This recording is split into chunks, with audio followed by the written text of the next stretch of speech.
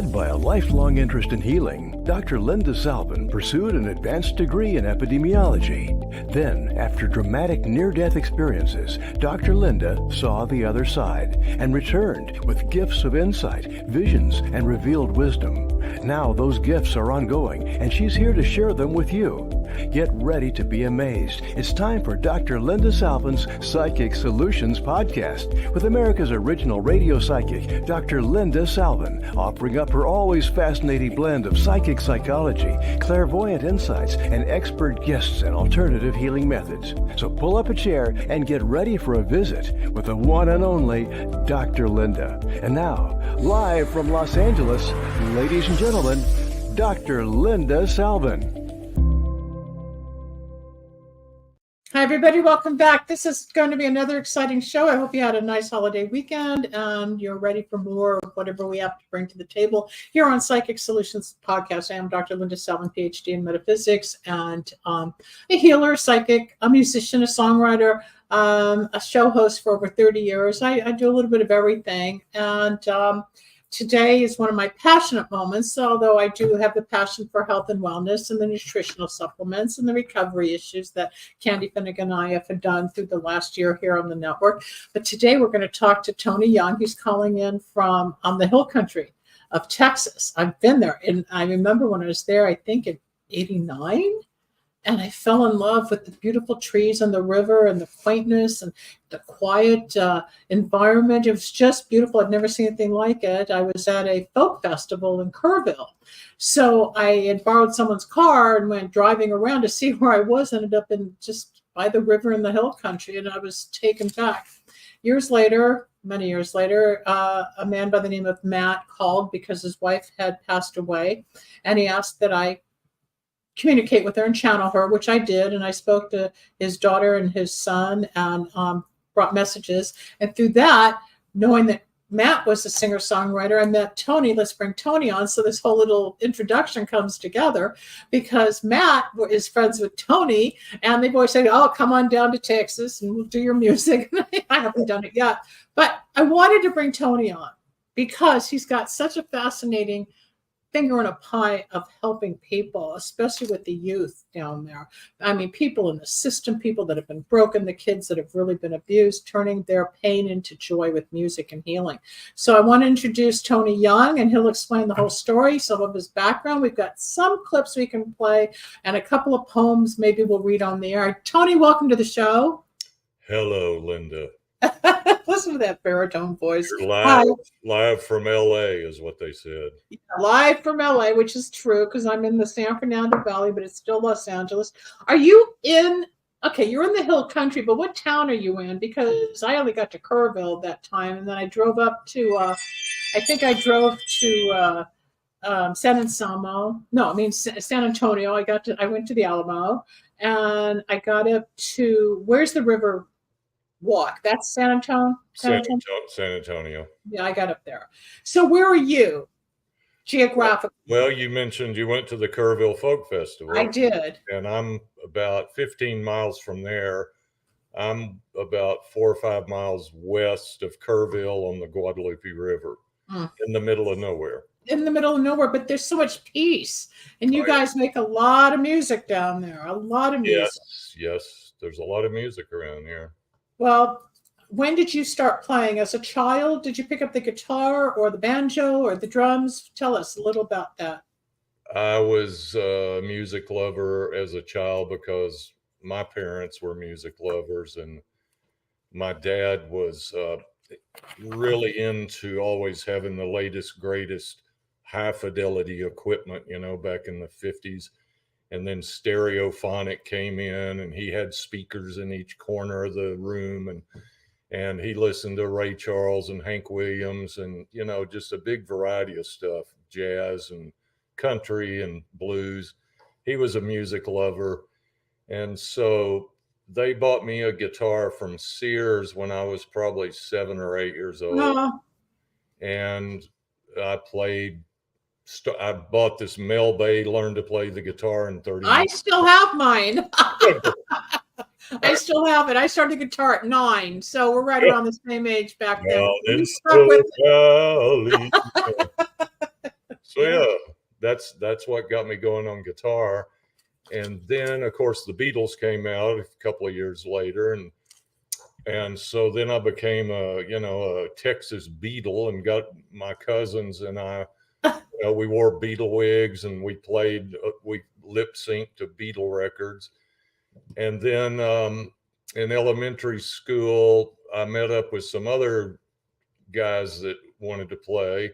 So we started our little 5th grade band called the Roadrunners, and we did cool songs.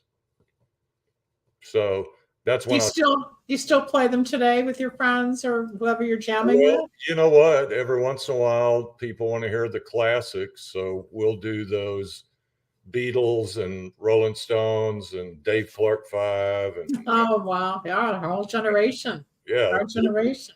Gloria, that song. Remember that one? I remember Gloria, Gloria. I have it somewhere still written down, and I always just played the major chord structure. I'm not one from my like 7ths and 13ths. I can't play lead guitar.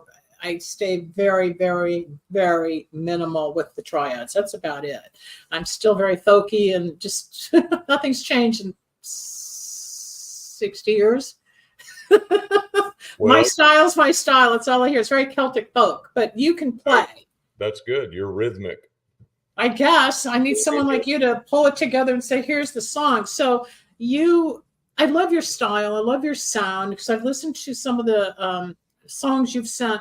But before we sample some of the music, have you done music all your life to support yourself, or did you have a day job and do your music? How did you get by? Because you're not signed to any major label where you were around the world gigging, right?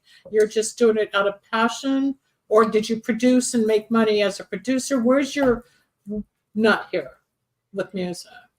I continued to play music all the way through elementary, junior high, and high school with friends, and eventually we got paying gigs at, dances and whatnot. And then while I was still a teenager, these older guys that had a band, 2 of them, they were hitting it kind of heavy and were serious, and they hired me, and they hired Matt, who you've met. I met Matt, which is how I introduced the show. Matt found me from another show I used to do, and his wife had passed away, and he came to me for spiritual work, and then he talked about music. Oh, I'm a musician. And then I met Tony, and we just sort of like pop up on Facebook every now and then, and I wanted to bring Tony on, especially because of the Hill Country Youth Ranch Children's Music Project, which you're going to hear about momentarily. Go on. Does Matt still play with you? Well, it's crazy. That's when Matt and I met. They found him over at the local, he was getting ready to go to college at Angelo State.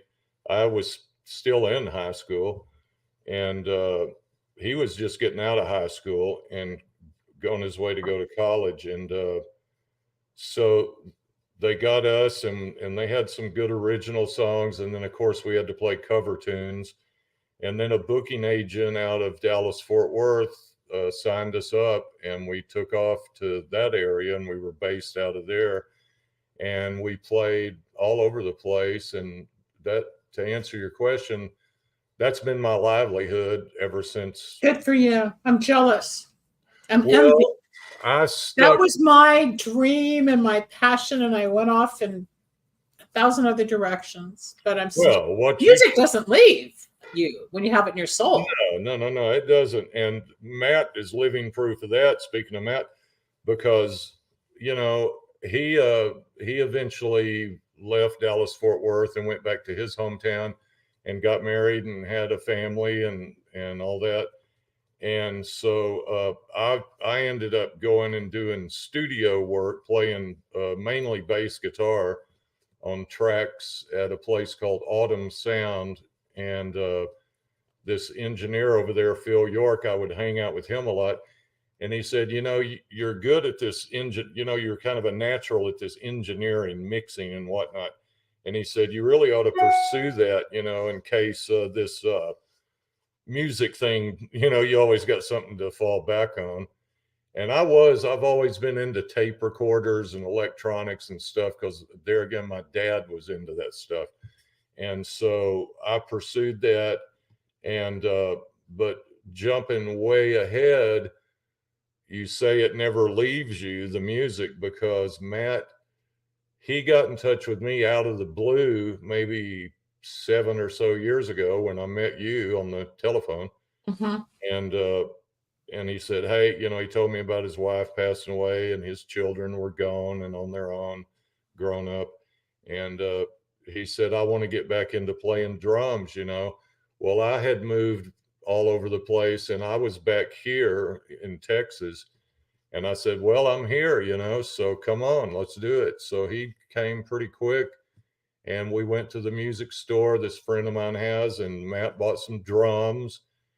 And now we're playing together in 2 different bands, actually, because really, if you want to make any money like me, I'm kind of a gun for hire around here, like Paladin or something. You can't like get married to one band and expect to make a lot of money that way. So I play with several bands, and Matt does too, and it's fun. It is fun. It's still the passion, and you never outgrow it. It never, I am so out of practice, but like I wrote you, I have a couple of tunes, or rather lyrics. Yes. But I think you could be the back end. I need the melodies. I need the composition, because I don't hear it all the time. I can write in 5 minutes. I've got the first, second, third verse and a couple of choruses and a bridge. It just comes out of me. Writing simple most of the time. Of course, I need to collaborate to fix some of the words or get it properly formatted. But when it comes to tunes, I can't hear it. But when I was listening to some of yours music the other day by some of the YouTube videos that you sent me, you've got the same sound I love. And I've had people produce me where I sound like Paul McCartney at the Rose Bowl, or they take my little song and make this huge thing that just never worked for me. I am sorry we didn't invite Matt, because I didn't even think that there would be more music involved, but maybe we can do that down the road. But I want to jump over, not just because of your talent. You're obviously talented, and you're multi-talented in the music industry with the different instruments that you can play and the ear that you have. But tell me about the Hill Country Youth Ranch and the Children's Music Project and their poetry. And you're helping kids from the system that are really, severely abused, broken, abandoned, or whatever, get their voice and heal through music. Yeah, they're from the worst that you can imagine. And they are wards of the state. Their parents have no rights anymore because it's that bad.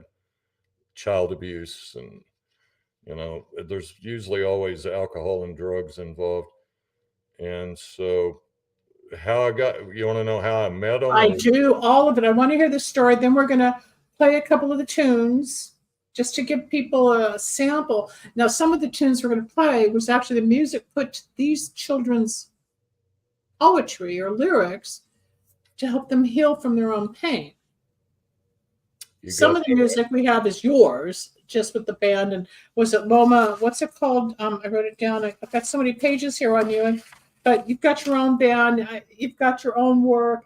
But for the purpose of the show, besides focusing on you as the artist, your generosity, but your love and compassion to help heal, especially like you say, the worst of the worst. They are talk about these kids that are so abandoned that they have no family. No. Then they start writing poetry. I don't know, Rebel, can we pull up the page on the Hill Country Youth Ranch Children's Poetry so we can see some of it? It's gut-wrenching.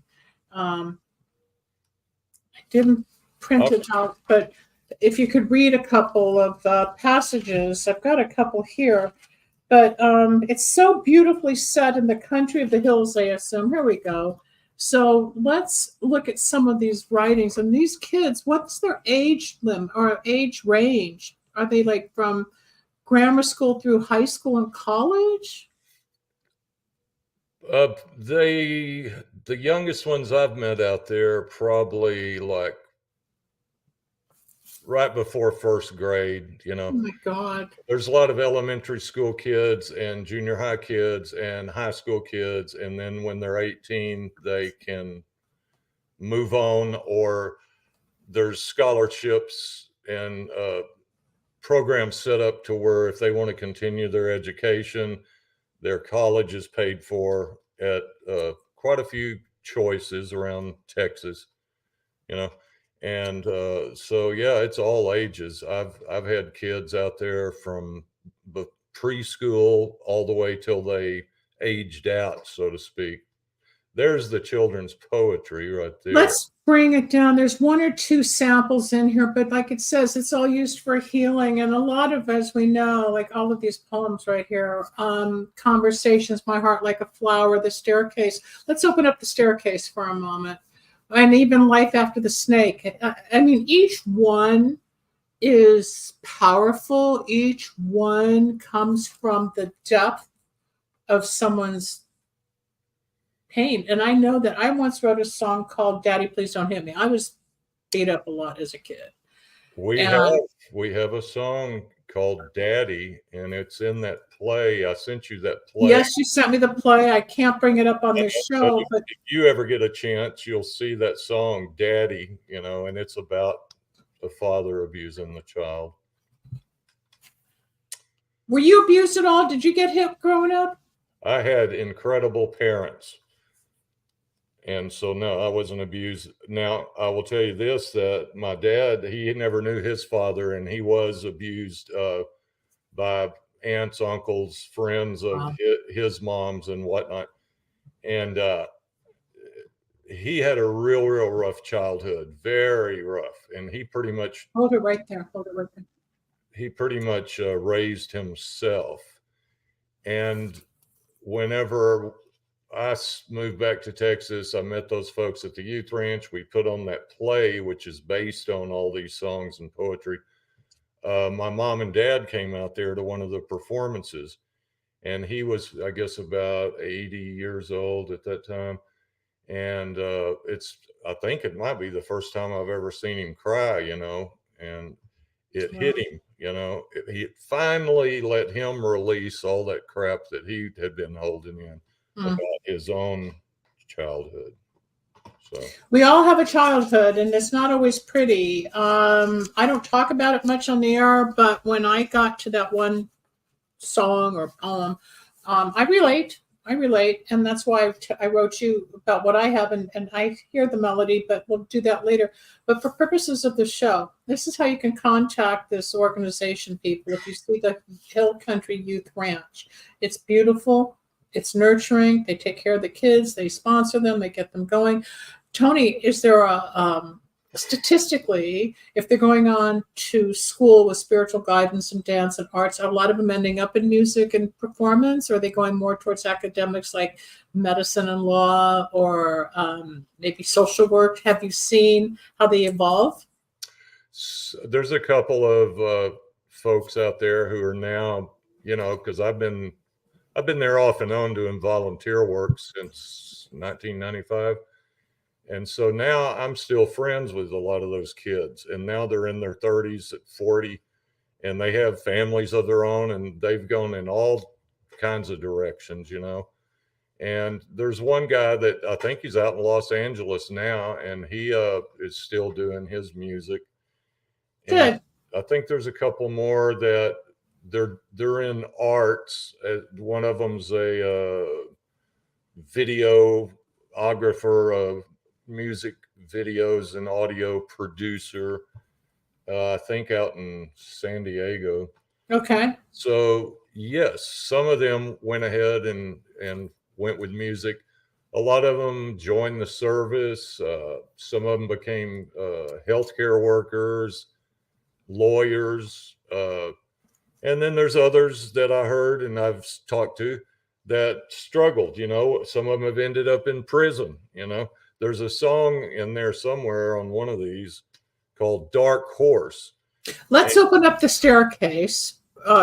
Who's managing? Is that you, Tony, or is it Rebel? Rebel, are you handling all this? Oh, I'm not handling. No, okay, then it's Rebel. Let's look at the lyric here. or the actual content and read it. Okay, so here's the staircase. Life can be like a complex staircase. Each step you take is different from the last. Some steps are greased, so you slip and fall. Some have tacks on them that fall out of your pocket, stabbing your foot when you look back at a step. Some steps are from a time of weakness, so cracked, rotten, and broken that you fall into splinters. Strangely enough, you still get up and keep going. Some steps help you get higher, close to the unknown goal. Uplifting steps are rare, so you learn to cherish them. I mean, I just want to cry because I don't know how old this person was when he wrote it, but he's talking the pain. It ends with the staircase has a limit to its number of steps. So you look back, step onto the tacks, except now you're fine with the pain. The goal, the past is the past, and now you know your goal. I mean, was that a male or female that wrote that? I didn't see the author at the top, but okay, that was Cameron. That was a woman from by the name of Cameron Williams. Do you know her? Cameron is a boy that's out there right now. And he actually, let me see here. He was 14 at the time he wrote this. Yeah, he's about 17 or so now. And he's an incredible artist. He's writes poetry. I've had him in the studio. We've actually put music and recorded I think 3 of his poems, stories have become songs on this. Okay, and the name of it is Brand New Start. Now, was this the guy that's doing the rap or the hip hop? Because there was the one. No, that's Jacob Favela. Okay, I was watching him. I mean, they're so talented. He's amazing. Yeah.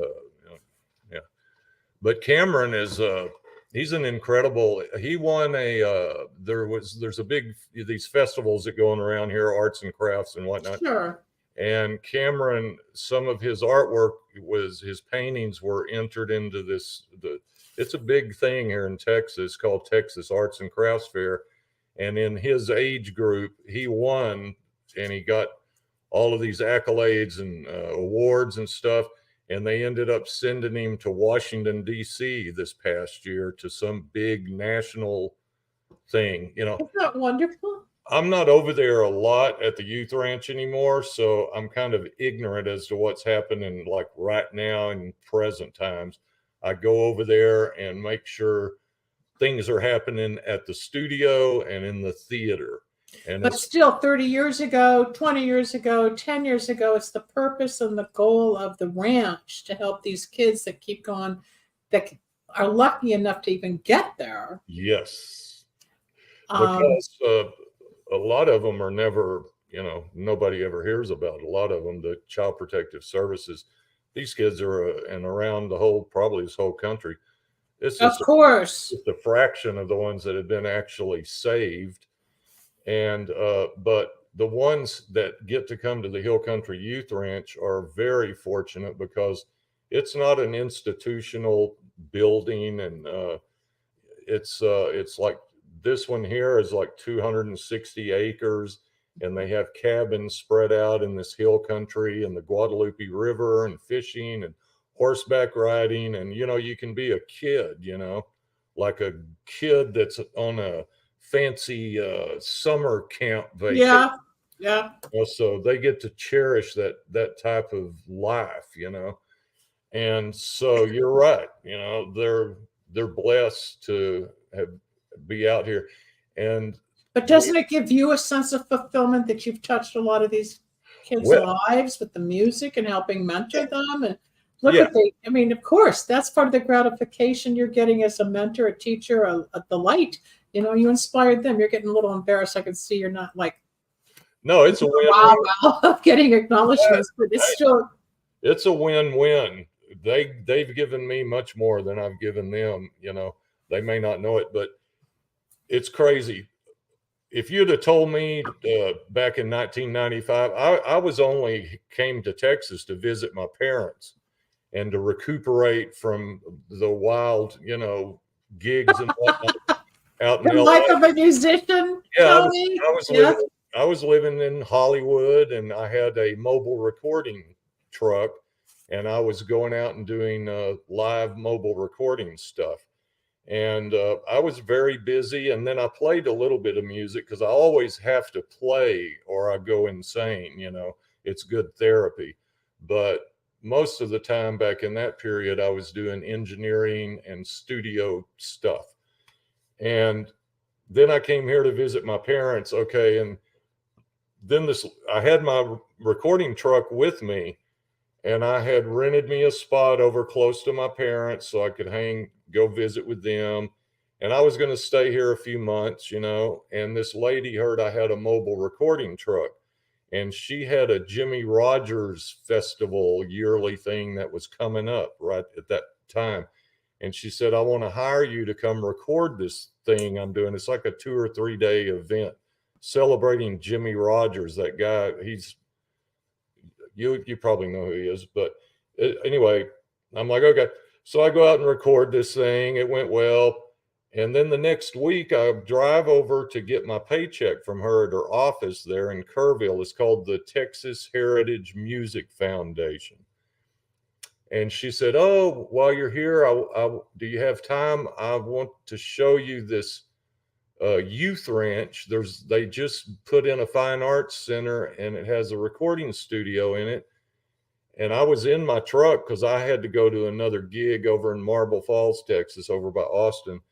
And so I said, yeah, just get in here and let's go. You know, so we go out to this place, and the whole time I thought it was another, you know, kind of privileged kids summer camp. Oh, you didn't even know. Wow. You know, where the parents send you to get you out of their hair for 2 to 4 weeks and go to camp. Yeah.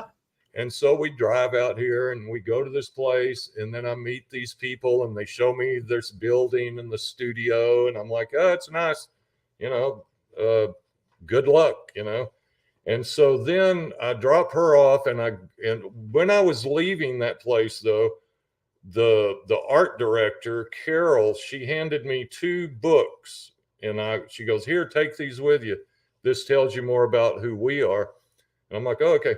So then I end up going away from this lady that introduced me, and then I was rendezvousing with some people that I was recording over in Austin. And while I was waiting on them to rendezvous at a little town, I went and I remember this. I sat down in front of a barber shop. It's kind of a domino table. And I got these poetry books, and I started reading these things. Then I realized this wasn't just some camper's paradise. This was something. And I'm actually getting chills about it now, thinking about it. I'm getting chills because I know I've read some of them. I'm going to have Rebel bring back the table of contents. Keep going, because it's how you were introduced to all this, and the shock, I bet, of reading some really intense, painful, this is my life kind of thing, not just, you know, love, sex, drugs, rock and roll, let's go party. This was the gut level pain that a lot of songs don't communicate. Yeah. I mean, they do in different ways, but not like this. Rebel. I wish you were here to cancel these.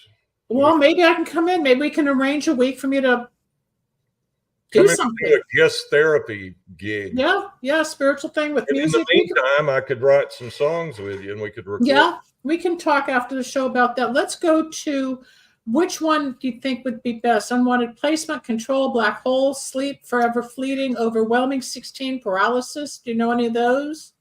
Well, this black hole is another Cameron that we've recorded on this. All right, let's open up that, please. And then at the same time as we're going through this with the lyric or the writing, maybe you can play a couple of sound bites from some of the music that I sent you, Rebel, so we can get a clear...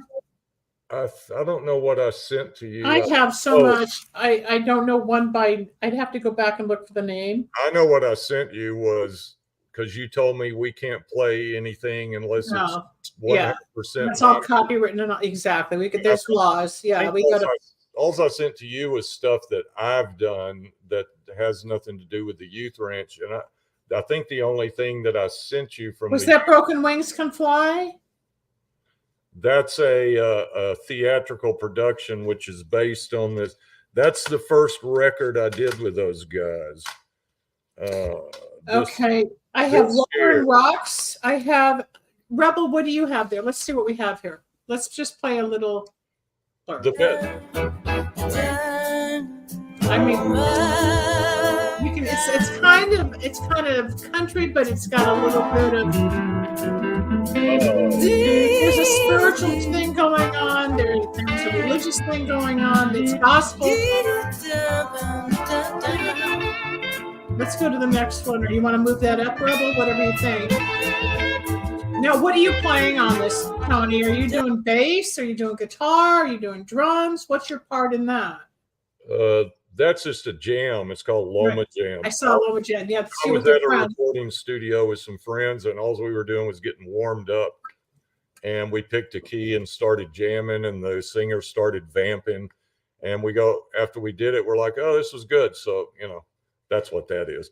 But that's really, if you want to find songs, if you go to that website that I sent you called Hill Country Youth Ranch Music, the project. Music Project.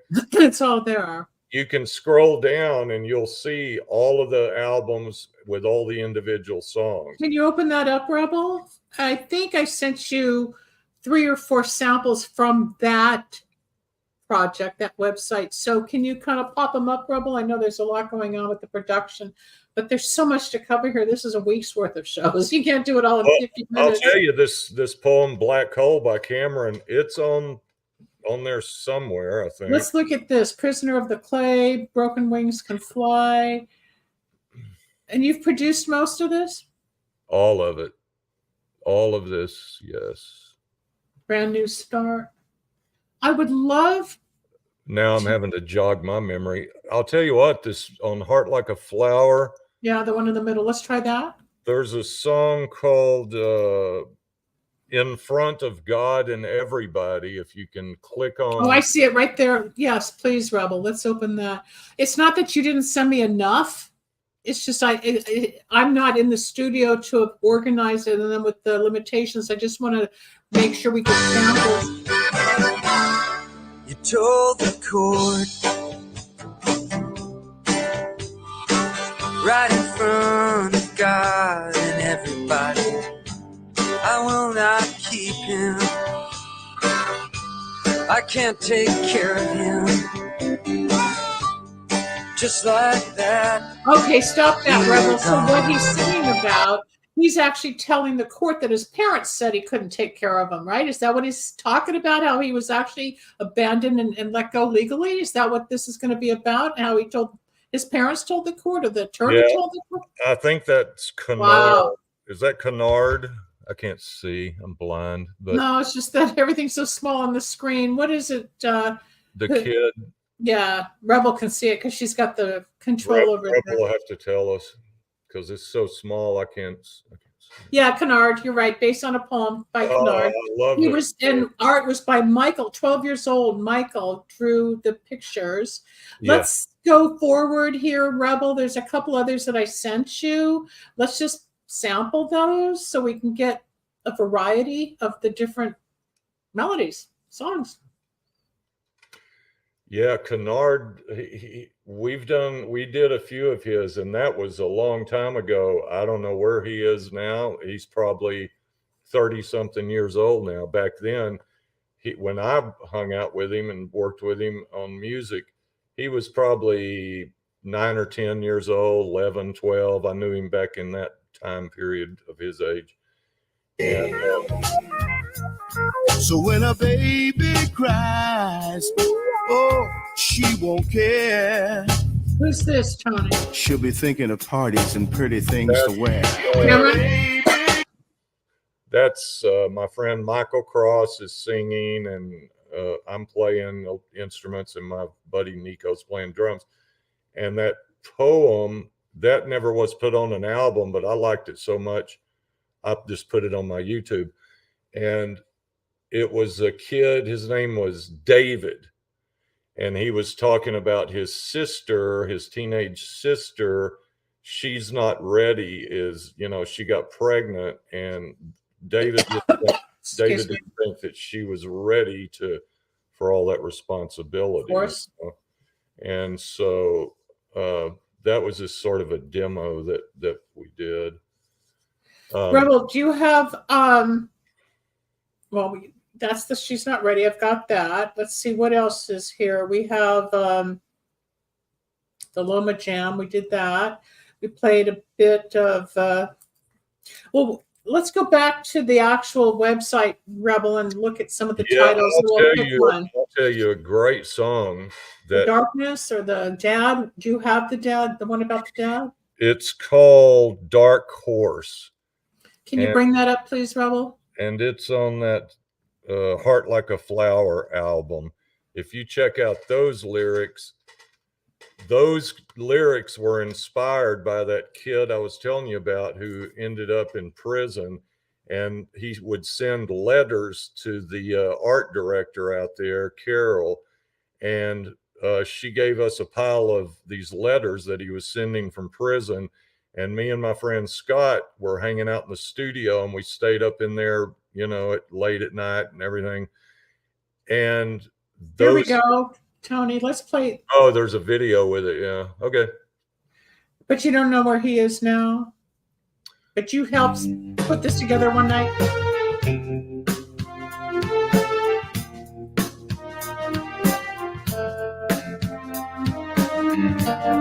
One night, someday, I'll find a way. No more dark horse. No, I will not ride. Wow. Yeah. Just the whole story of what he had gone through, being in the well of abuse, in that dark well. That was Dustin, and his story was his father was very, very abusive to him and the siblings and to the mom. And I think this might be too heavy to even talk about. No, it's what. If it's hard for you, then don't do it. But no, I can talk about it, but I'm gonna tell you, this is like a fraction, a sample of these children. Okay, so is that actually him, the person, the kid from the ranch? Is this him himself, or is this an actor portraying in this particular video? Well, this little play that we put on out at the theater, these are all ranch kids dancing and acting. And this whole play was based on the first record we did, which is Broken Wings Can Fly. And I had a friend who's a choreographer, director, came in and helped these kids do what you see them doing there.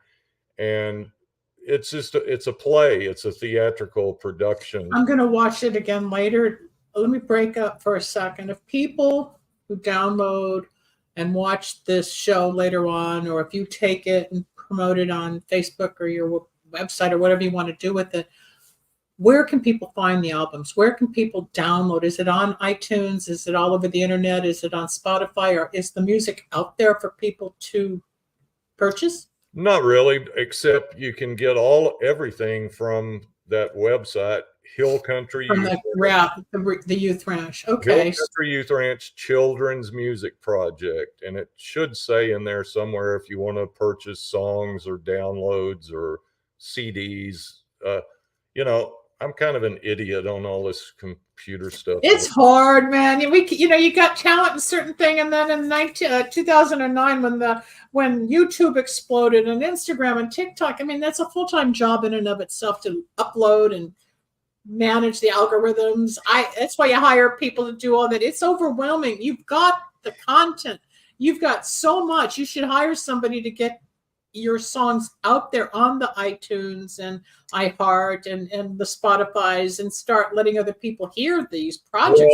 Well, part of my goal when I met them, and I told them this, and I got them a music attorney that is a friend of mine over in Austin, an entertainment attorney, and we started a publishing company. Part of my goal was to get these songs, which that's the most important thing, or the poet is the poetry. That's the nucleus. And then we record these things. And what I was hoping was that someone out in the music world would hear any of these songs, any of them. Mhm. And it could be a country entertainer, hip hop, R&B. It And doesn't cover matter. them and sing them. But I was hoping that somebody would pick one of these up and put it on their album, because I can guarantee some of these, I think they're like giant hit songs. I do too. You just haven't connected with the right person But yet. you know, that's not their thing out there at the youth ranch. I just had to resolve and say, okay, it's good enough for us just to spread the message through music. That's one of the ways we can spread the message to stop child abuse. And I can do it by doing this that you're looking at and listening to.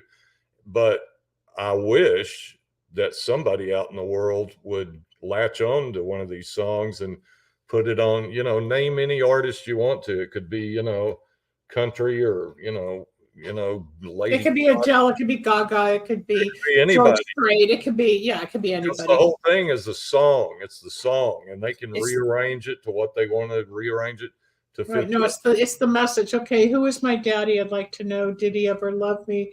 If so, tell me. I'd like to know. Did he ever give me piggyback rides? Watch TV with me? Did he ever say he loved me? Who is my daddy? Tell me. I'd really like to know.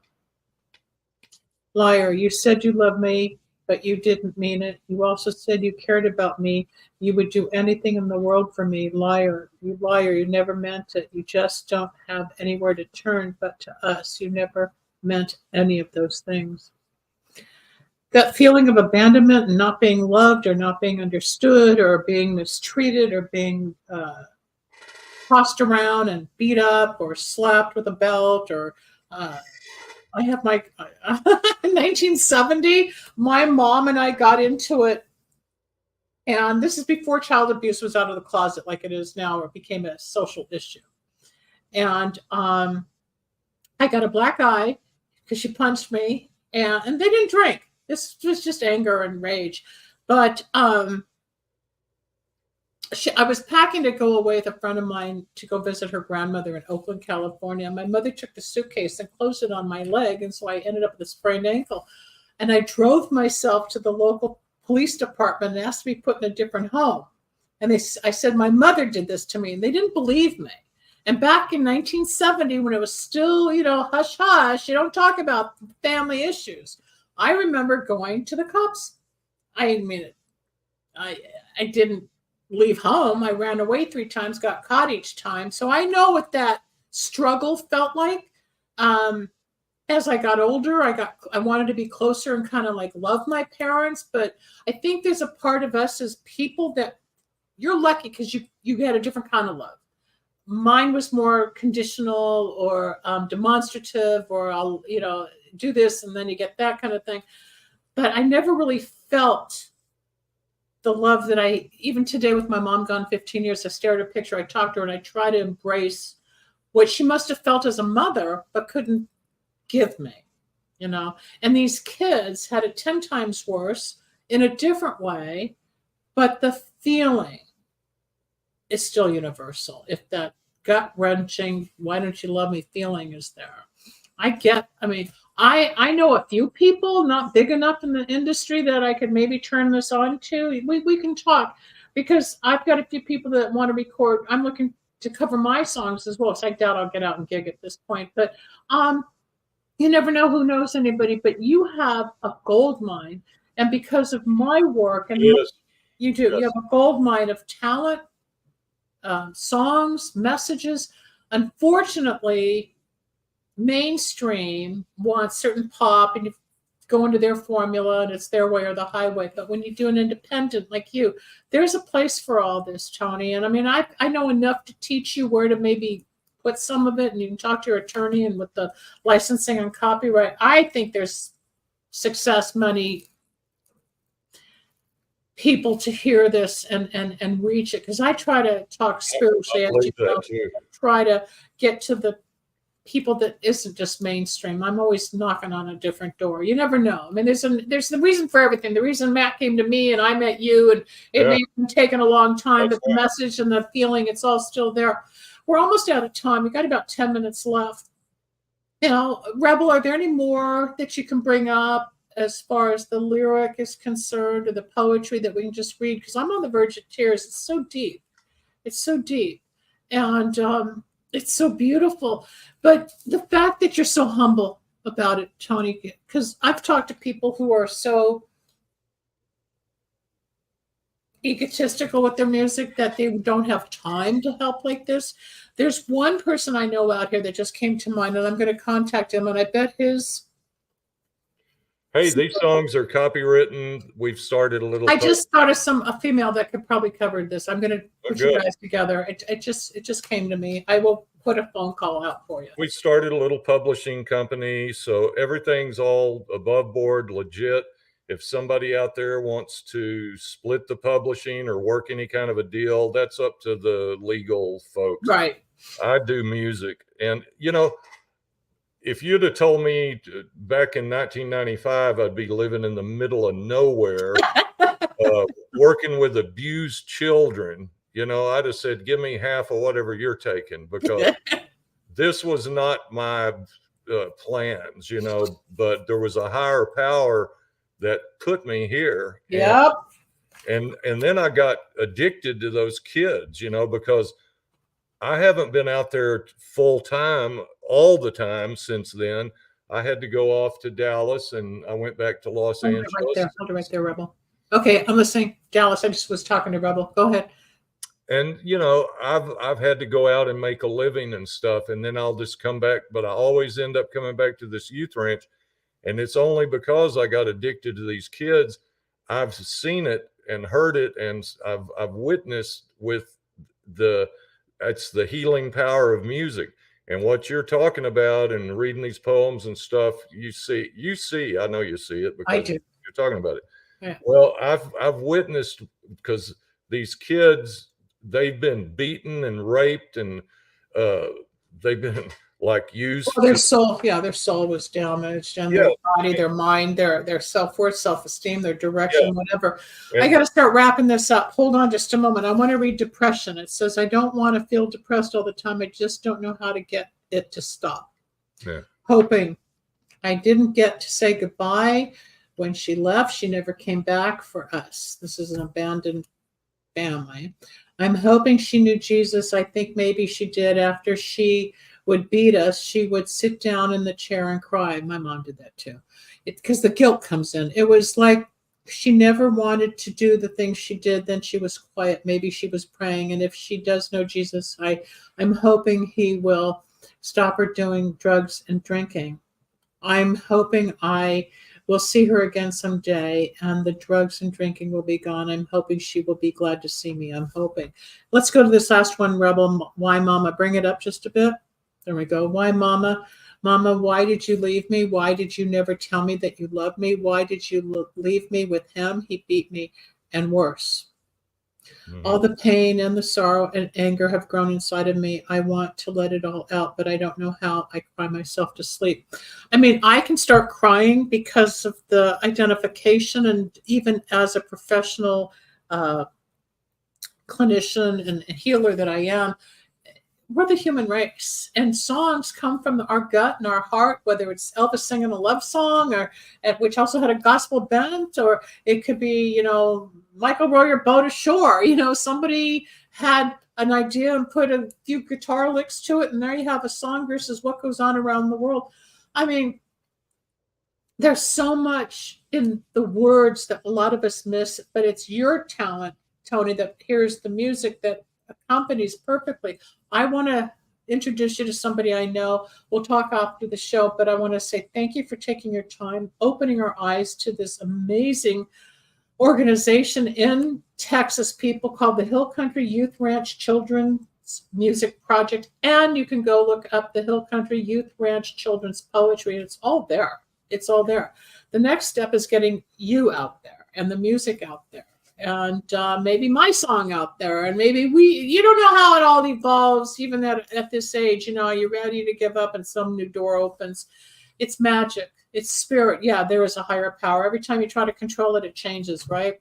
Tony, I'm going to put you backstage. Thank you so much for joining and sharing your beautiful, beautiful work and your soul and your energy. I'll be back in just a moment. This is Dr. Linda Salvin. I am a metaphysician, healer, and psychic, and your host for Psychic Solutions Podcast. I hope you've enjoyed this, and I hope even more you go to the website Hill Country Youth Ranch Children's Poetry and the Hill Country Youth Ranch Children's Music Project. You'll be teary-eyed too, and you want to help them, and you want to give them a hug. And for all of you that are parents, sisters, brothers, grandparents, friends. It wasn't until I was 42 years old, when my grandmother died, that my mom said, let's say I love you and understand each other for as long as I live. And my mom lived till she was 78, and I still miss her. And at 95 next month, my dad still says, I love you. We've learned to turn that corner. And you can too. I'm Linda Salvin. If you would like help afterwards, my contact information comes up. We'll talk soon. Bye-bye. Thanks for joining us. We hope you enjoyed Dr. Linda Salvin's Psychic Solutions Podcast. You can reach Dr. Linda at 888-509-1077 or at lindasalvin.com. Need a breakthrough of your own? Ready for answers or insights nobody else has? Reserve your own one-on-one in-person chat. Dr. Linda isn't just for other people. Dr. Linda gets results for you. And it's easy. Contact details are on screen now. Just click on lindasalvin.com or call toll-free 888-509-1077. That's lindasalvin.com or toll-free at 888-509-1077.